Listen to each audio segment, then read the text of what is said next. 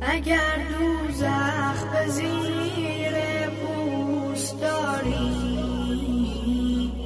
نسوزی گر علی را دوست داری. وگر مهر علی در سینه ات نیست، بسوزی گر هزاران پوست داری. بسوزی گر هزاران پوست داری. مولا علی جان، مولا علی جان. بسم الله الرحمن الرحیم. به نام خداوند متعال، با یاد و طلب یاری از اهل بیت علیهم السلام شروع می کنم جلسه ششم از قرائت متن اصلی کتاب شریف سلیم رحمت الله علیه یا همون اسرار آل محمد علیهم السلام با ترجمه اسماعیل انصاری زنجانی خوینی. موضوع این جلسه غصب خلافت و ماجرای سقیفه از لسان برا ابن عازب هستش. صفحه 210 تا 213. کیفیت غسل پیامبر اکرم صلی الله علیه و آله و سلم. سلیم رحمت الله علیه گفت از برا ابن عازب شنیدم که می گفت بنی هاشم را چه در حیات پیامبر اکرم صلی الله علیه و آله و سلم و چه بعد از وفات آن حضرت علیه السلام شدیداً دوست می داشتم. هنگامی که پیامبر اکرم صلی الله علیه و آله و سلم از دنیا رفتند، به علی امیرالمؤمنین علیه السلام وصیت کردند که غسلش را غیر او بر عهده نگیرد و برای احدی غیر از او سزاوار نیست عورتش را ببیند و هیچ کس عورت پیامبر اکرم صلی الله علیه و آله و سلم را نمی‌بیند مگر آنکه بیناییش از بین می‌رود. علی امیرالمؤمنین علیه افضل صلوات المصلین عرض کرد یا رسول الله، چه کسی مرا در غسل تو کمک می کند؟ فرمودند جبرائیل علیه السلام با گروهی از ملائکه.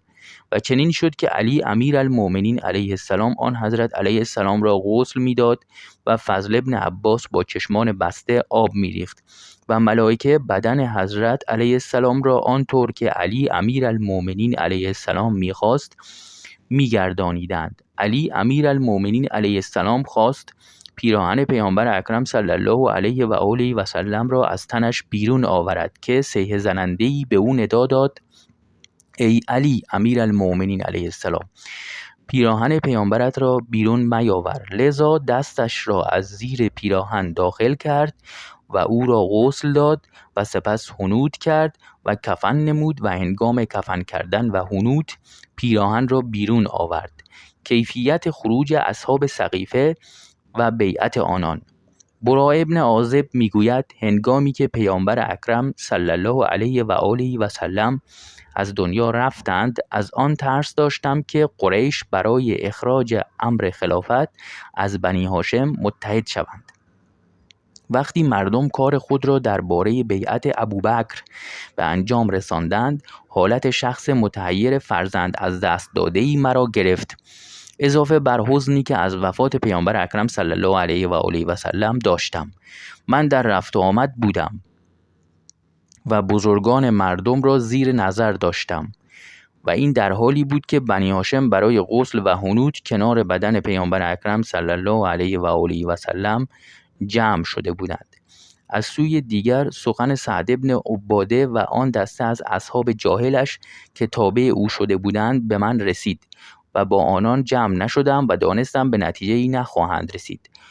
پاورقی شماره 2. سعد بن عباده رئیس انصار بود و از طرف انصار به عنوان خلیفه در مقابل ابوبکر و عمر معرفی شده بود و انصار تصمیم داشتند او را امیر قرار دهند. پایان پاورقی.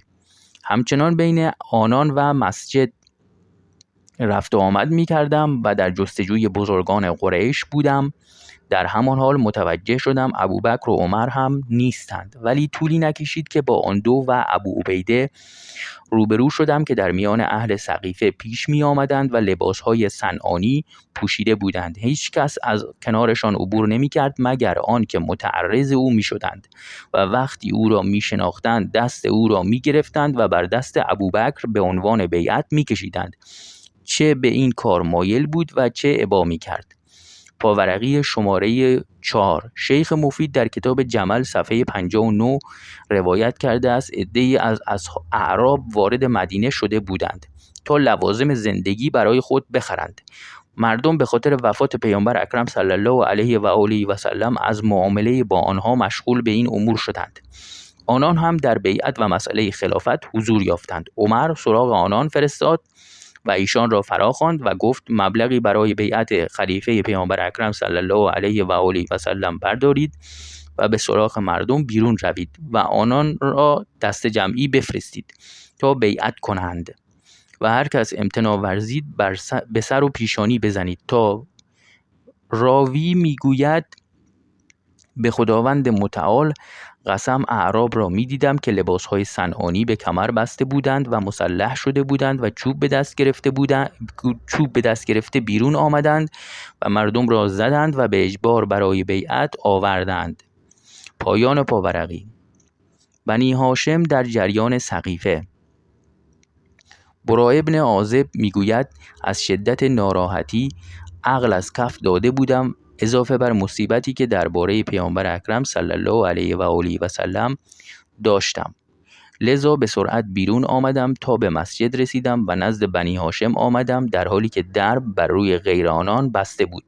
درب را به شدت زدم و گفتم ای اهل خانه، فضل ابن عباس بیرون آمد. گفتم مردم با ابوبکر بیعت کردند. عباس گفت دستتان تا آخر روزگار از آن غبار آلوده شد. من شما را امر نمودم ولی شما سرپیچی نمودید. من مکسی نمودم و آنچه در درونم میگذشت تحمل کردم. مذاکرات شبانه عده‌ای از صحابه در جریان سقیفه. چون شب شد به مسجد رفتم. وقتی در آنجا حضور قرار گرفتم به یاد آوردم که من زمزمه قرآن پیامبر اکرم صلی الله علیه و آله و سلم را میشنیدم. از جا برخاستم و به طرف فضای بنی بیاضه بیرون آمدم در آنجا چند نفر را دیدم که آهسته با یکدیگر صحبت میکردند. وقتی به آنان نزدیک شدم ساکت شدند و من هم برگشتم. آنان مرا شناختند ولی من ایشان را نشناختم. لذا مرا صدا زدند و من نزد آنان آمدم و دیدم آنان مقداد و ابوذر و سلمان و عمار ابن یاسر رحمت الله علیهم و عبادة ابن ثابت و حذیفه ابن یمان رحمت الله علیه و زبیر ابن عوام هستند. و حذیفه میگوید به خداوند متعال قسم آنچه به شما خبر دادم انجام خواهند داد. به خداوند متعال قسم دروغ نمیگویم و به من دروغ گفته نشده است. تا آنجا که قومی میخواستند مسئله را به صورت شورا بین مهاجرین و انصار برگردانند. حذیفه رحمت الله علیه گفت نزد ابی ابن کعب برویم که آنچه من میدانم او هم میداند. نزد ابی ابن کعب آمدیم و در خانه او را زدیم. او آمد تا پشت در رسید و گفت شما کیستید؟ مقداد رحمت الله علیه با او صحبت کرد. پرسید برای چه آمده اید؟ گفت در خانه‌ات را باز کن. مسئله‌ای که برای آن آمده ایم بزرگتر از آن است که پشت در گفتگو شود. گفت من در خانه‌ام را باز نمی کنم و میدانم برای چه آمده اید و در را باز نخواهم کرد. گویا برای سؤال درباره عقد خلافت آمده اید. گفتیم آری. پرسید آیا حذیفه رحمت الله علیه در میان شما است؟ گفتیم آری. گفت سخن درست همان است که حذیفه رحمت الله علیه میگوید و اما من درب را باز نخواهم کرد تا امور آنطور که میخواهد صورت گیرد و آنچه بعد از این میشود بدتر از این خواهد بود و شکایت را به درگاه خداوند متعال میبرم. برا میگوید آنان برگشتند و ابی ابن کعب داخل خانه‌اش شد. خب تا همینجا برای این جلسه کافیه. این مبحث یعنی غصب خلافت و ماجرای سقیفه تموم نشد. جلسه بعد درباره توطئه اصحاب سقیفه برای جلب عباس ابن عبدالمطلب و ادامه این مبحث صحبت میکنیم. جلسه ششم بود از قرائت متن اصلی کتاب شریف سلیم با ترجمه اسماعیل انصاری زنجانی خوئینی درباره غصب خلافت از صفحه 210 تا 213 کتاب شریف.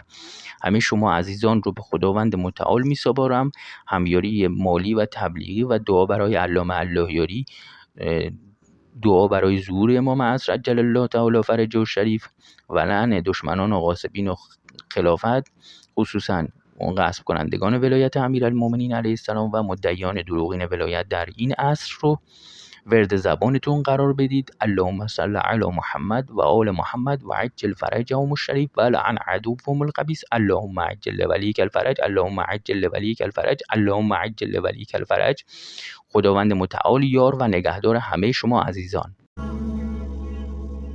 اگر دوزخ به زیر پوست داری، نسوزی گر علی را دوست داری، وگر مهر علی در سینه ات نیست، بسوزی گر هزاران پوست داری، بسوزی گر هزاران پوست داری. مولا علی جان